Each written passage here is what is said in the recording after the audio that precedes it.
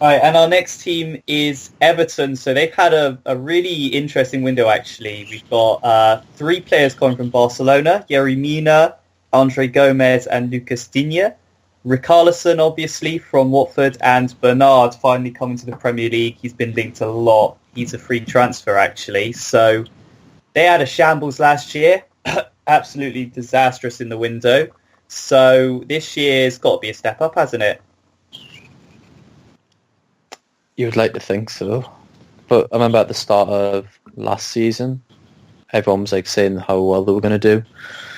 But they still haven't addressed the problem that they need a good goal scorer.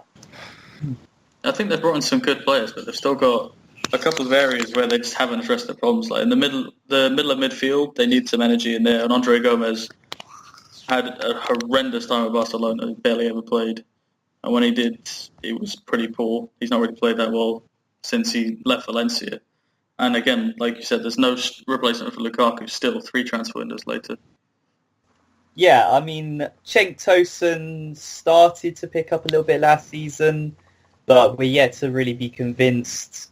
Overall, even with the sort of profile of these players, are we actually convinced any of them have shown it at the top level?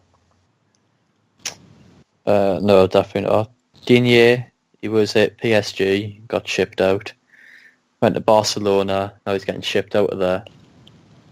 I just wonder this might be his last chance to make it at like a big level team.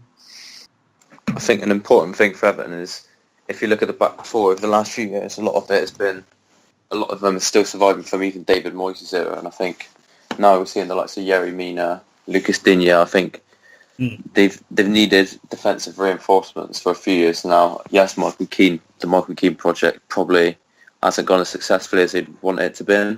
But I think it's really important that they're starting to address these areas they've been areas they've needed to replace, and it's been inevitable that they're going to do it. But I think they've been patient, and in my opinion, I think they've addressed these areas correctly this summer. I'm still not that convinced about that Yerry Mina, to be fair. I'm sure he only played 4 games for Barca last season. Yeah, they paid a lot of money for him as well, like 28 million.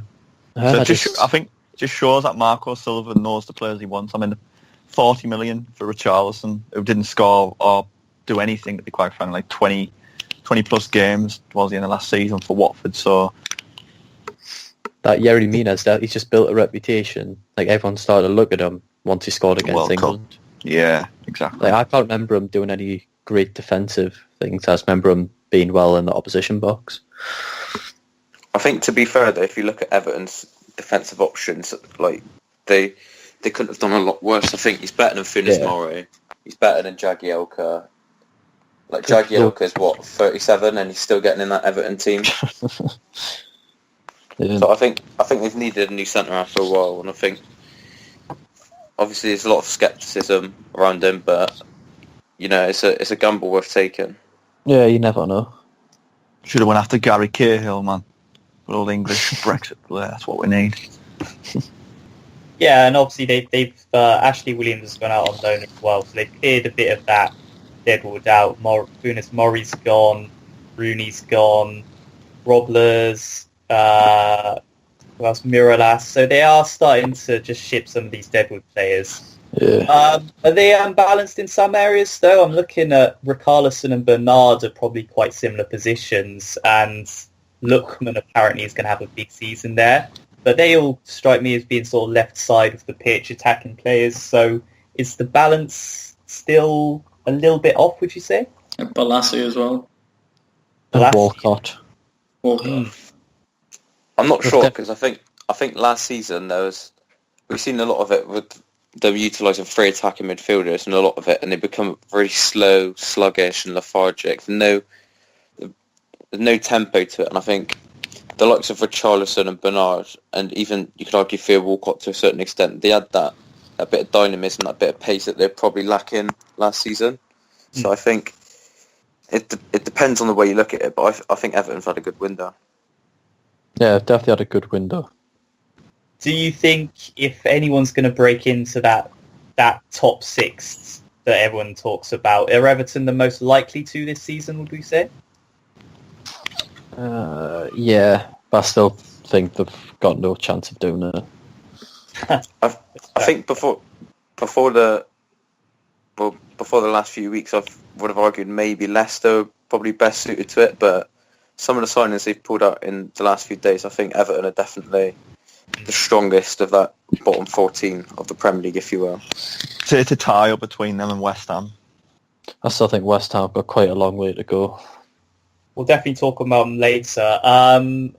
Sort of final thing, the 40 million, well, lots of different quoted prices, up to 50 million for Richarlison. It's been talked about quite a lot.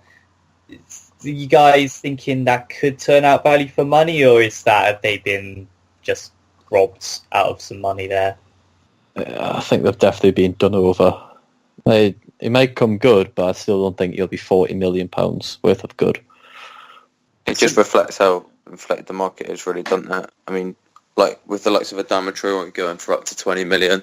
I mean, he's a raw prospect, but even someone who's had one half decent season in the Championship going for 20 million, I think you have to take it with a pinch of salt, to be honest.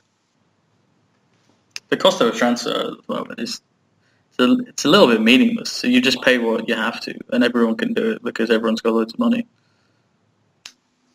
Yeah, I agree. I don't think the 40 million reflects how much as a player Richarlison's worth, but I think nowadays teams don't pay for players how much they're worth. They pay how much the selling club values that asset. So I think 40 million for Richarlison, I don't think you can read too much into it about where he is as a player. I think it shows more of how Watford value him as a member of the squad.